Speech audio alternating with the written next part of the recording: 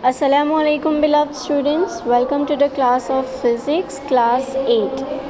In the previous class we have started with the chapter friction, and in that I have explained you related to friction, that what is friction, what causes the friction, and on what factors does the friction depends, as well as we have studied that how can we reduce the friction. By using the lubricants we can reduce the friction.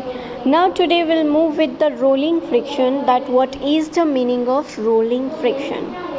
So rolling friction means when a body rolls over the surface of another body, यानी जब एक body दूसरी surface पर roll over करेगी. Suppose water bottle, तो water bottle को आप कोई भी टेबल पर रख कर उसको रोल करवाओगे, then we can call it as rolling और roll.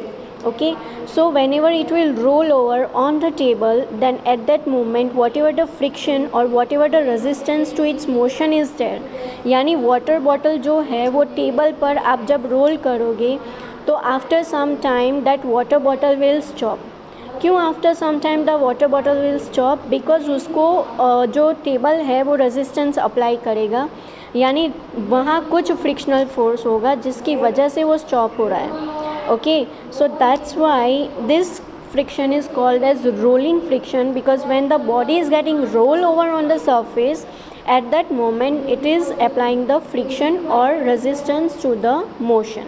Okay, similarly you can take example of ball. जब आप लोग क्रिकेट खेलते हो तो उस वक्त बॉल जब भी रोल करेगा सरफेस पर या कोई भी ग्राउंड पर, तो वो बॉल जो है वो कुछ टाइम के बाद स्टॉप हो जाएगा. कोई वहाँ नहीं जाएगा उसे पकड़ने, तो भी वो स्टॉप हो जाएगा. क्यों वो स्टॉप हो जाएगा? बिकॉज उस पर फ्रिक्शनल फोर्स अप्लाई हो रहा है जो अपोजिट डायरेक्शन में है, जो उसको स्टॉप करेगा. अगर फ्रिक्शनल फोर्स अप्लाई नहीं होगा तो बॉल जो है वो इनफाइनाइट डायरेक्शन में चलता ही जाएगा, चलता ही जाएगा, चलता ही जाएगा, वो स्टॉप ही नहीं होगा. दैट्स वाई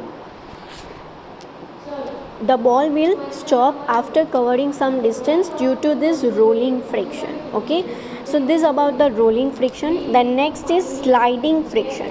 तो sliding के लिए मैं आपको एग्जांपल दूँ कि sliding का मीनिंग क्या होगा. तो sliding के लिए जो हम स्लाइड करते हैं स्लाइडर पर, गार्डन में जो स्लाइडर्स रहती है वहाँ स्लाइड कर रहे हो तो उसे स्लाइडिंग कहेंगे.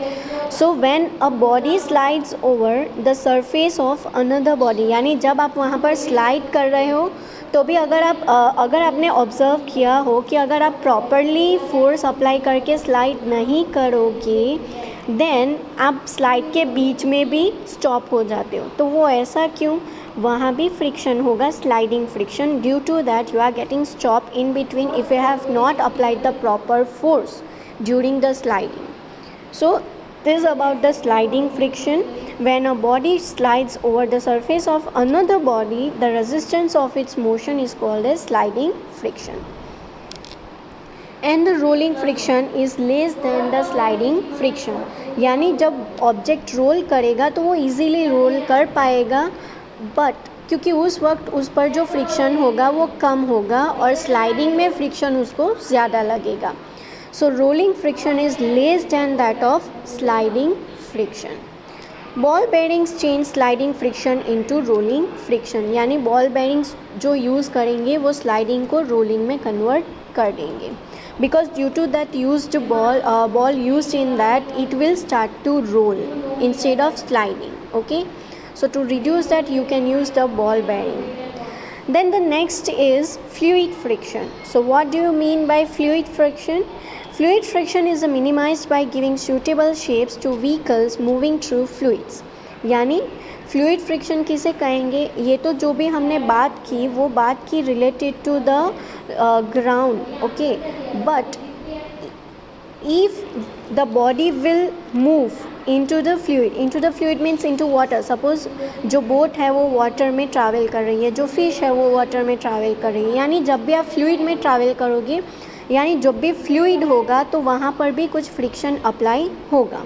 So fluid friction is minimized by giving suitable shapes to vehicles. This can be asked as a reason कि जो भी बोट्स है वो बोट्स को एक स्पेसिफाइड शेप्स दिया जा रहा है. कभी आपने स्क्वायर के फॉर्म में बोट देखी है? नहीं. स्क्वायर के फॉर्म में बोट नहीं होगी, उसका एक फिक्स्ड शेप है, वही शेप में वो बोट होगी।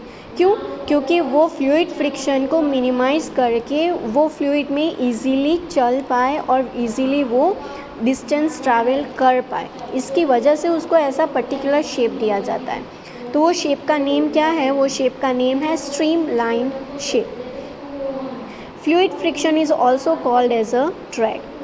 Friction force depends upon the speed of the object with respect to the fluid, यानी उसकी स्पीड पर भी वो डिपेंड करेगा, and it depends upon the shape and the nature of the fluid, यानी ऑब्जेक्ट का शेप कैसा है और फ्लूइड का नेचर कैसा है, वो कितना डेंस है, उस पर वो जो है डिपेंड करेगा।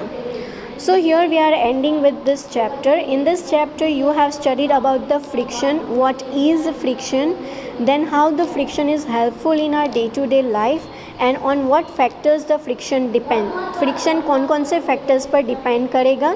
How can we reduce the friction? By applying the lubricants we can reduce the friction, and as a lubricant you can use the powder or you can use the oil.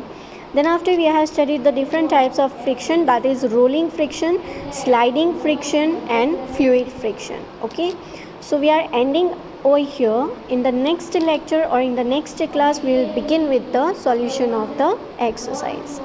Thank you and have a great day.